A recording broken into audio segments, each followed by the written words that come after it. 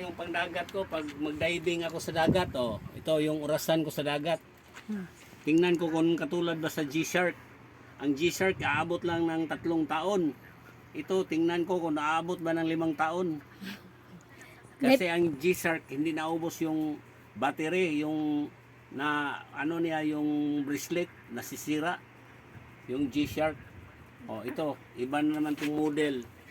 Tas may ano pa, Oh, ito yung lalagyan. lalagyan, i-promote ko to. Oh, Tapos may ano pa, legit to ha. may kasama pang ano, freebies. May kasama tong ano ha, bracelet. Oh. Oh, promote Kita ko yung to. promote. Oh, Kita yung bracelet pa. Like and share ha. Oh, to may pangalan pa talaga oh. Oh.